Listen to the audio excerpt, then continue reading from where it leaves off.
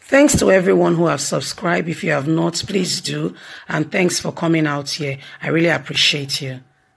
Pastor Osagie, Iyamu. If I don't get the glory, why should I get the blame? Pastor Osagie, Iyamu. If I don't get the glory, why should I get the blame? One of the major obstacles to Pastor Osagie Iyamu's governorship ambition has been the general poor rating of Chief Lucky Igbenedio's reign, where he was a principal officer in Lucky's cabinet. He had continued to receive lashes from the citizens of the state for what they describe as a failure of the 1999 to 2007 regime. Some even call it the dark age in our political history. When confronted with the same question by social watchdog.Niger, he had to say this: I served the state under Chief Lucky Igbenedio in PDP and also under Comrade Adams Oshomole in a deflected AC. I was a principal officer in both cases, but they chose to take me out for a good mark given to Adams, while on the other hand, hold me capable for the low marks given to Lucky. If you feel Adams did well and gave him the glory as the governor of the state, why are you putting the blame on me if you feel Lucky did poorly? If I don't get the glory for a good job in one administration, why should I bear the blame or burden for the bad job of another administration? POI was, as he is fondly called, drew our attention to the logical nature of the attack on his personality. Those who see my political sagacity and touring acceptance by the masses keep bringing up that issue, he explained. I can confidently tell you that the said report from the masses is actually an opinion of some selfish politicians who believe they must pull another down for them to go up. POI, who has never been a governor of the state, wondered how he could be reliable for the actions of a sitting governor when he was not even the deputy.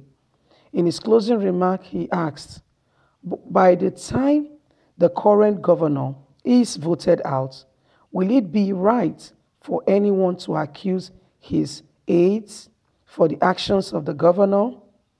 Do you know what he told him? Do you know if they consulted him to do what they felt was right and he refused? Do you know if they are stuck with him out of loyalty to a long-time friendship?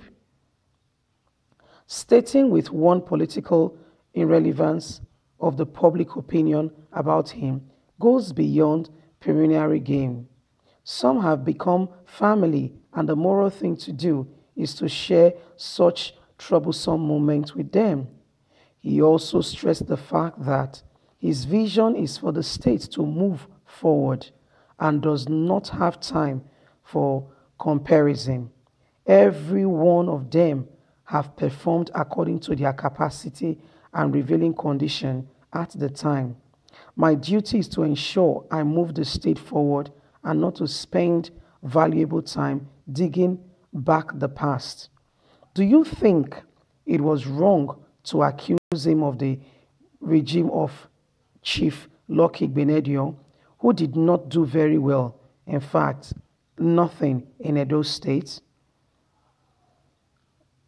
Well, you've heard this man. He is an APC member. He served with Lucky Igbenedio's cabinet from 1999 to 2007 in Edo State. But guess what? The Edo people count that as the dark age, one of the worst times in politics. Because according to, the people, Edo State did not move forward. There was nothing valuable that was done in Edo State. In fact, it's as though there was no government in place because there was no development, no infrastructure. According to report reaching us from that region, that Lucky Benedio hardly did anything. He did not turn another stone. But Osagie is saying that after serving with Benedio's cabinet, he also served with Adams Oshomole's cabinet. He served with Adams Oshomole, and according to him, he said Adams Oshomole did well. How come he's not been rated for what Adams Oshomole did? How come he's only been looked upon and talked about on only what Benedio did? That could he have done well in one and nobody sees it, and yet everybody's talking about what did not happen? So these are the underlying factors he's talking about. Remember that Osagie Iyamu is one of the people coming out as governors. As a matter of fact, is contending with the sitting governor presently in Edo State, the person of Osagie. He's a member of APC as well, and he's looking at contesting the primaries with Osagie, and that's why Oshomole's fraction in Edo State are insisting on carrying out the primaries, that the primaries must be done, and that they're not going to just give the sitting governor an automatic ticket. Normally what happens in Nigeria most times 200% is if there is an acting president, a sitting president or sitting governor already, they don't in that, and he has just done one tenure. Most times, most often and unknown, they don't go ahead and just conduct another primaries. If they do it, it's for formality sake, and the president just goes ahead, or the governor just goes ahead and just fly the party's flag. That's what is done normally. You see, but in this case, because of the fraction, because of the issues going on between himself and Oshomole, because of the issues going on between himself and that's Osagie and Oshomole,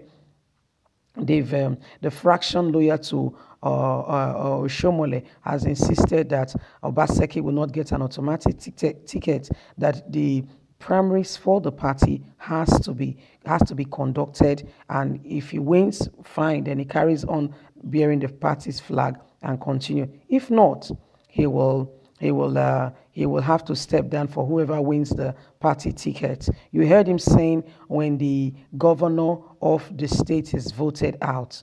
So you see, these are some of the things that they are trying to put in place to make sure that, the governor is voted out and they come in. But reports reaching us, people are saying that Osagie is doing well. And like we know, Osagie, what is really working for is to make sure that godfatherism does not see the light of day in Edo State. Godfatherism is when there is somebody who feels is politically up there and dictates the affair.